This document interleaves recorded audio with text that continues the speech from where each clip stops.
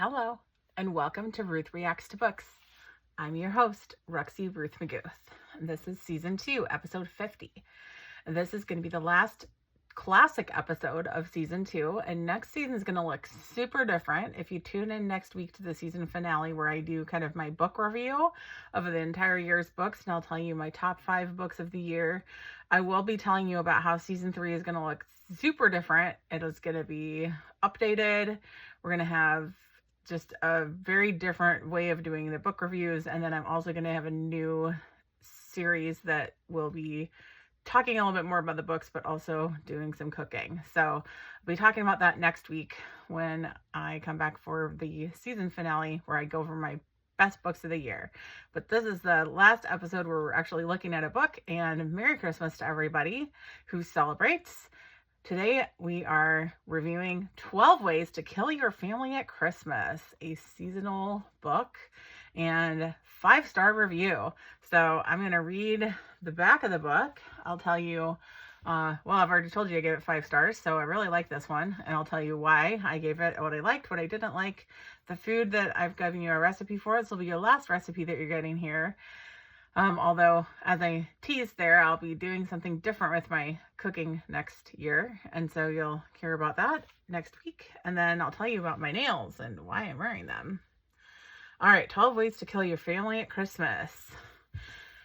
Perfect for fans of The White Lotus, Knives Out, and anyone who's ever wanted to strangle someone over Christmas lunch.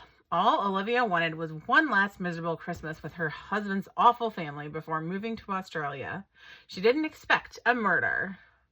Now the snow has cut them off, and she's stuck in a stately country house with her increasingly deranged relatives and the rising suspicion that someone is picking them off one by one. As the bodies pile up and this festive facade starts to crack, Olivia must survive the season, or at the very least get through lunch without anyone else choking on a sprout. Sharp, smart, and deliciously twisted this Christmas, with all the cold cuts, warm lies, and at least one suspicious pudding. All right, so I gave this book 5 stars. Great call by my book club pal Kelly on this one. Turn my little buddy around here so he can watch the action. So what did I like about the book? Well, it had me guessing the entire time. There's lots of characters in this book, and I thought it was every single one of them at some point during the book. I mean, I was guessing all of them, every single person. I was suspicious of everybody, down to the last one. Just had no idea. Definitely did not figure out who it was, honestly. To be quite honest, the person it ended up being was like the one that I least suspected, which is always the way it is, right? Isn't that how the best authors do it? So I thought that the twist they had was absolutely brilliant. Personally, especially, I read a lot of books, and honestly, I think this was one of the best twists of the year. So I thought it was great. I don't think I've read this author before. I think she's a British author, so I really enjoyed getting to know her a little bit. I don't know. I thought it was very clever. I was impressed by the entire thing. The book was good.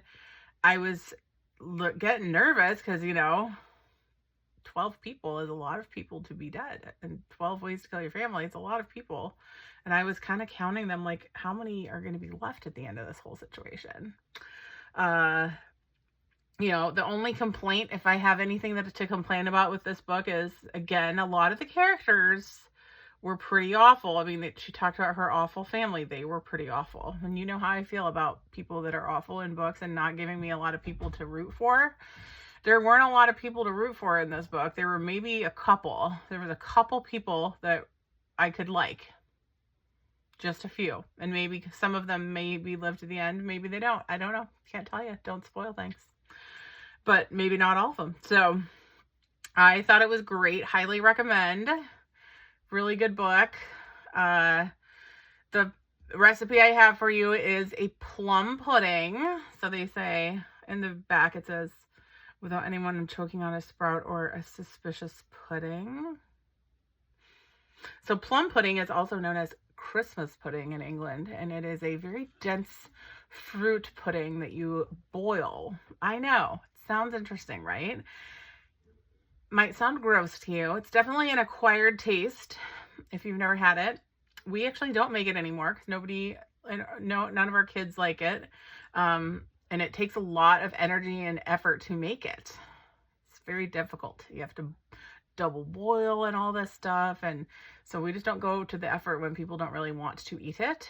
So in our family, we don't really make it anymore. But we used to have it every Christmas. And you'd put like a dollop of like cream on top, and that's how you'd have your plum pudding. And so that's the recipe I have for you. Check it out. Even at least read the recipe. You may not want to make it, but it's an interesting British, thing that we make over there. And then for my nails, so I don't know if you can see, but there's like little snowflakes on these nails on the ends. You can't really know if you can tell that here, but there are snowflakes on the end of each of these nails. And so that's why I'm wearing they're called Midnight Snow. They came in my subscription box with my winter. Every month I get a box with 4 or 5 nails sets in them. And this one came with that. And there's a little snowflake on the end of each one. And very beautiful. And in line with the snowy theme, there's several murders that had a snowy theme, either directly or indirectly related, because obviously we got 12 murders, so you got quite a lot of opportunities for some creativity with the murdering here. So yeah, fun book, great. I mean, I'm not gonna kill anyone at Christmas, I'll tell you that much, but it was a fun little holiday murder mystery for my murder mystery book club that I'm in, that sometimes branches out into non-murder mystery books, but this was a good classic one for us. Great way to end the year, to end Ruth Reacts Season 2, the classic stories. Be back next week with my season finale. And thank you for a great year, everyone. I will talk to you soon. Hope you have a great day. Hang in there, everyone. Bye-bye.